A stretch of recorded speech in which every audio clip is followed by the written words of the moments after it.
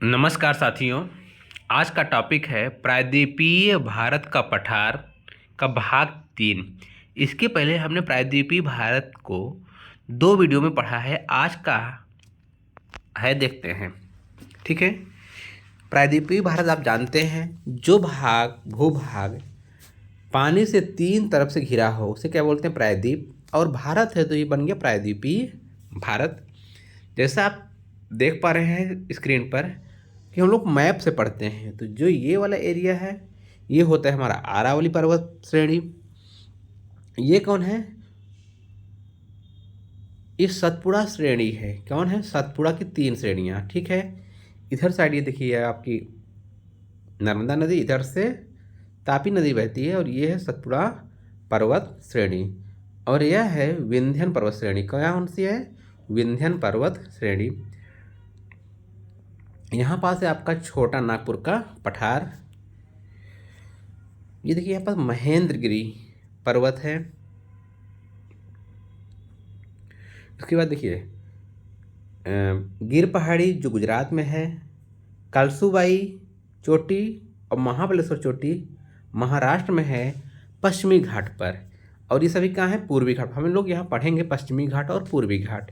ठीक। ब्रह्मगिर की चोटी भी कहाँ है? पूर्वी घाट में। नल्ला मलाई की और वेलिकोंडा आंध्र प्रदेश में है। किस घाट पर है? पूर्वी घाट पर है। जवादी सेवराय पंचमलाई ये कहाँ है? तमिलनाडु में है। ये किस पर है? पूर्वी घाट पर है।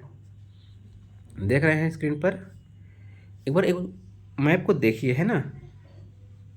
डोडा बेट्टा अनाईमुदी ये कहाँ है? केरल में है। केप कोमोरिन बिल्कुल भारत के दक्षिणतम बिंदु पर है। देखिए पश्चिमी घाट पर्वत, आपने देखा पश्चिमी घाट पर्वत को कि पश्चिम जो घाट है इस पर गिर पहाड़ी गुजरात में, कालसूबाई चोटी महाबलेश्वर ये महाराष्ट्र में, ब्रह्मगिरी कर्नाटक में, इसके बाद डोडा बेट्टा और अनाईमुडी केरल में है। ठीक। पश्चिमी घाट पर्वत तापी के मुहाने से शुरू होकर दक्षिण में केप केमोरिन तक विस्तृत है। केप केमोरिन को कन्याकुमारी कहते हैं, है ना। तो जो हमारा पश्चिमी घाट है यहाँ से शुरू होगा और यहाँ तक फैला हुआ है। पश्चिमी घाट पर्वत का विस्तार उत्तर से दक्षिण की ओर है। इधर से उत्तर से दक्षिण की ओर है। उत्तर से दक्षिण की ओर से कुल लंबाई 1600 किलोमीटर है। पश्चिम घाट पर्वत हिमालय के बाद दूसरे सबसे बड़ी लंबा पर्वत है भारत में। पश्चिमी पर्वत को सह्याद्री भी कहते हैं। पश्चिमी घाट पर्वत वास्तव में पर्वत ना होकर प्रायद्वीपीय भारत के पठार का पश्चिमी भ्रंश कगार है। साथियों ये जो फैक्ट है ना आपके लिए बहुत ही महत्वपूर्ण है। पश्चिमी भ्रंश कगार का निर्माण इंडियन प्लेट के अफ्रीकन प्लेट से टूटकर अलग होने के परिणाम स्वरूप हुआ। जो ये घाट है ये भी अफ्रीकन प्लेट से अलग हुआ, तो इसका निर्माण हुआ है। आप इसको नोट कर सकते हैं अपनी कॉपी में। ठीक है। उत्तरी सह्याद्री की सबसे ऊंची चोटी कालसूबाई कौन है? कालसूबाई। कालसूबाई चोटी दक्षिण में पश्चिमी घाट पर महाबलेश्वर चोटी पर स्थित है। महाबलेश्वर चोटी और कालसूबाई चोटी महाराष्ट्र राज्य में है। कहाँ है? महाराष्ट्र में। आपको बताया यहाँ पास कालसूबाई और महाबलेश्वर है और ये महाराष्ट्र का एरिया है। गुजरात राज्य के अंतर्गत सौराष्ट्र में 3 पहाड़ियाँ हैं। गिर पहाड़ी जो आपने मैप में देखा, उसके अलावा बरदा पहाड़ी और मांडव पहाड़ी भी है। गुजरात के गिर क्षेत्र में एशियाई शेर पाए जाते हैं। बहुत ही पुराना फेमस क्वेश्चन हुआ करता था पहले, अब तो नहीं आता। कृष्णा नदी महाबलेश्वर चोटी से निकलकर पूरब की ओर प्रवाहित होती है और बंगाल की खाड़ी में गिरती है। यहाँ से निकलेगी कृष्णा नदी और यहाँ अपना जल गिराएंगी। कर्नाटक राज्य में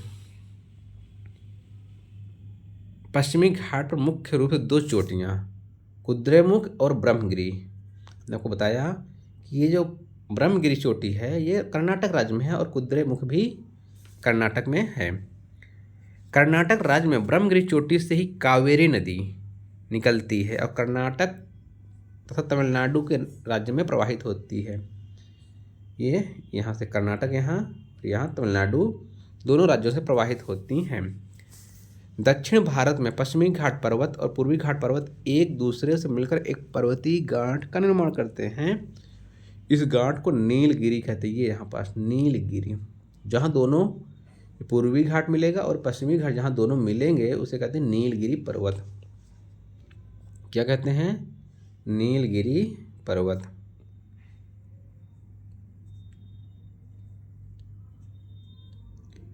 नीलगिरी पर्वत की सबसे ऊंची चोटी, जो नीलगिरी पर्वत है, इसकी सबसे ऊंची चोटी का नाम है डोडा बेट्टा। क्या नाम है? डोडा बेट्टा।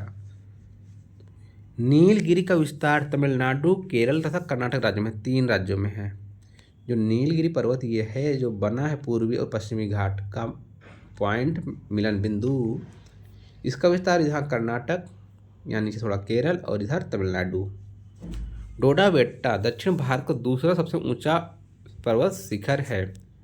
प्रसिद्ध स्थल, पर्यटन स्थल ऊटी या ऊटक मंडल तमिलनाडु राज्य में नीलगिरी पहाड़ी पर ही स्थित है, इसी पर स्थित है।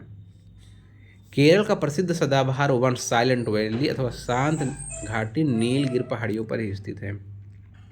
कहाँ है ये? देखिए, ये नीलगिरी है, यहीं पर साइलेंट वैली है। साइलेंट वैली अपनी जैव विविधता और घने जंगलों के लिए जाना जाता है। यहाँ बहुत घना सदाबहार वन पाए जाते हैं और बहुत घना है। नीलगिरी के दक्षिण में एक पर्वतीय दर्रा जिसे पाल घाट कहते हैं। नीलगिरी के दक्षिण में यहाँ पास क्या है? पाल घाट दर्रा है। इसे कौन सा एक दर्रा जिसका नाम है पाल घाट। ठीक, ये कहाँ है? नीलगिरी के दक्षिण में। प्रश्न पूछता है कि पाल घाट दर्रा किधर है? पूरब, पश्चिम, उत्तर, दक्षिण। पाल घाट दर्रे को स्थानीय रूप से पलक्काड़ दर्रा कहते हैं। क्या कहते हैं? पलक्काड़ दर्रा। जो ये दर्रा है नीलगिरी के दक्षिण में, इसको क्या बोलते हैं? पलक्काड़ दर्रा। पाल घाट दर्रे से होते हुए केरल एवं तमिलनाडु राज्य को सड़क एवं रेल मार्ग द्वारा जोड़ा जाता है ये। ठीक, पाल घाट दर्रे के दक्षिण में एक अन्य पर्वतीय घाट स्थित है जिसे अनाईमुदी पर्वतीय घाट कहते हैं। अनाईमुदी, ये यहाँ पास अनाईमुदी पर्वतीय घाट से 3 दिशाओं में पहाड़ियाँ निकली हैं। उत्तर की ओर अन्नामलाई, देखिएगा यहाँ पास उत्तर की ओर अन्नामलाई, दक्षिण की ओर कार्डमम हिल, ये जिसे इलायची हिल भी कहते हैं। उत्तर पूरब की ओर पलानी, यहाँ उत्तर पूरब की ओर पलानी। अन्नामलाई पहाड़ी की सबसे ऊंची चोटी अनाईमुदी।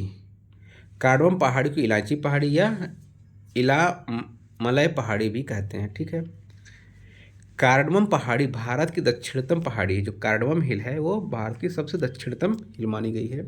ये यहाँ नीचे मिलती है।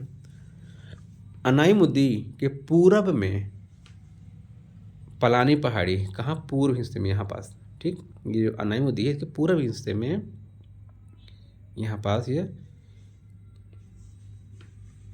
पूरब में पलानी मुख्य रूप से तमिलनाडु में। कहाँ है? तमिलनाडु राज्य में है। प्रसिद्ध पर्यटन स्थल कोडाईकनाल, इसको याद रखिए, कोडाईकनाल तमिलनाडु राज्य में पालनी पहाड़ी पर स्थित है। जो कोडाईकनाल है ये यहाँ पास है। कई बार प्रश्न पूछा गया कोडाईकनाल किस राज्य में है? केरल में, कर्नाटक में, तमिलनाडु में, ऐसे प्रश्न पूछता है तो आपको तमिलनाडु बताना है। और पलानी पहाड़ी पर, जो पूर्वी घाट पर स्थित है। पालनी की पहाड़ी पूरी तरह से तमिलनाडु में है। जो पालनी की पहाड़ी है तमिलनाडु में है, जबकि अन्नामलाई पहाड़ी और कार्डमम पहाड़ी, ये दोनों अन्नामलाई और कार्डमम कहाँ हैं? तो यह केरल और तमिलनाडु के सीमा पर स्थित हैं। ठीक, पश्चिमी घाट पर्वत पर जगह जगह दर्रे पाए जाते हैं। इन दर्रों से होकर पश्चिमी घाट पर्वत को पश्चिम से पूर्व दिशा की ओर पार करने में सहायता मिलती है। थाल घाट दर्रा महत्वपूर्ण दर्रा है। ये जो प्रश्न पूछा जाता है थाल घाट, ये हमारा प्रायद्वीपीय भारत। थाल घाट दर्रा कहाँ है? महाराष्ट्र में। कहाँ है? महाराष्ट्र राज्य में स्थित है। थाल घाट दर्रे से होकर मुंबई नागपुर सड़क मार्ग गुजरता है। ये मुंबई बिल्कुल यहाँ पर, और यहाँ अंदर नागपुर है। ठीक है,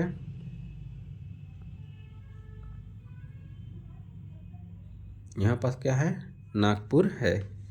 तो यहाँ से जो आता है किससे, थाल घाट दर्रे से होकर सड़क मार्ग बना है। भोर घाट दर्रा पश्चिमी घाट पर महाराष्ट्र राज्य में ही स्थित है। भोर घाट दर्रे से होकर मुंबई से पुणे जाने की सड़क मार्ग का निर्माण। देखिए जो थाल घाट है, मुंबई से कहाँ जाएंगे, नागपुर, और मुंबई से पुणे जाएंगे भोर घाट, और पाल घाट यहाँ है जो केरल और तमिलनाडु को जोड़ता है, और रास्ता बनता है जिसका रेल मार्ग और सड़क मार्ग। राष्ट्रीय राजमार्ग 4 मुंबई से पुणे होते हुए चेन्नई पहुंचती है। यह राजमार्ग भी भोरघाट दर्रे से गुजरता है। जो राष्ट्रीय राजमार्ग 4 है कहाँ से गुजरता है, भोरघाट दर्रे से। पालघाट दर्रा नीलगिरी एवं अन्नामलाई पहाड़ियों के बीचों बीच केरल राज्य में स्थित है। हमने आपको बताया यहाँ पास कौन है, पालघाट दर्रा।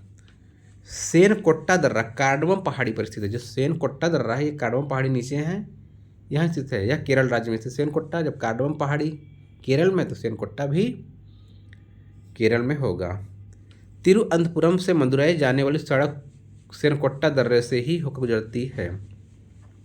ठीक, कहाँ, तिरुअनंतपुरम बिल्कुल नहीं, यहाँ पास है केरल की राजधानी। मदुरई जाने के लिए इसी रास्ते यानी पालघाट दर्रे से ही होकर, सेनकोट्टा दर्रे से होकर गुजरेगी। अब बात करेंगे पूर्वी घाट। पूर्वी घाट पर्वत पश्चिमी घाट पर्वत की तरह क्रमबद्ध एवं निरंतर न होकर जगह जगह कटा छटा है, क्योंकि इधर क्या बना है, डेल्टा बना है। प्रायद्वीपीय भारत के पठार का ढाल पूरब की तरफ है, जिसके कारण प्रायद्वीपीय भारत की अधिकांश नदियाँ पश्चिमी घाट से निकलकर भी पूर्वी घाट में अपना जल प्रवाहित करती हैं। देखिए सभी नदी को अधिकांशतः ढाल इधर है पूरब की तरफ। महानदी गोदावरी, कृष्णा, कावेरी पूरब की ओर प्रवाहित होने के कारण महानदी गोदावरी, कृष्णा, कावेरी नदियों ने पूर्वी घाट पर्वत को जगह जगह काट छांट दिया है, इसीलिए क्रमबद्ध नहीं है। गोदावरी और कृष्णा नदियों के डेल्टा के बीच में पूर्वी घाट पर्वत बिल्कुल समाप्त हो गया है। जो ये पूर्वी घाट है इसने क्या किया, अपने डेल्टा पर पूरा मिट्टी कहाँ बहा ले गया, समुद्र में। पूर्वी घाट को अलग अलग राज्यों में स्थानीय नाम से जाना जाता है। आंध्र प्रदेश में उसी पूर्वी घाट को नल्लामलाई, पालकोंडा, वेलिकोंडा। तेलंगाना में शेषाचलम, क्या कहते हैं, शेषाचलम। प्रश्न पूछा जाता है आंध्र, नल्लामलाई, पालकोंडा, वेलिकोंडा कहाँ है, आंध्र प्रदेश में। तेलंगाना में है शेषाचलम। तमिलनाडु में है जवादी, सेवराय, पंचामलाई और सिरुमलाई। कहाँ है, तमिलनाडु, जवादी, सेवराय, पंचामलाई और सिरुमलाई। तमिलनाडु की पहाड़ियाँ चारकोनाइट चट्टानों से निर्मित हैं। हाँ, प्रश्न पूछा गया है चारकोनाइट से कौन बनी हैं, तो ये तमिलनाडु के जो जवादी सेवराय की पहाड़ियाँ हैं चारकोनाइट चट्टानों से निर्मित हैं। नीलगिरी पर्वत समेत तमिलनाडु की पहाड़ियों पर चंदन, सागौन के वृक्ष बहुतायत मात्रा में पाए जाते हैं। ठीक है, तो साथियों आज हम लोगों ने पढ़ा पश्चिमी घाट और पूर्वी घाट। हमने आपको मैप बनाकर काफ़ी अच्छे समझाया है। तो वीडियो देखने के लिए धन्यवाद। जय हिंद, जय भारत।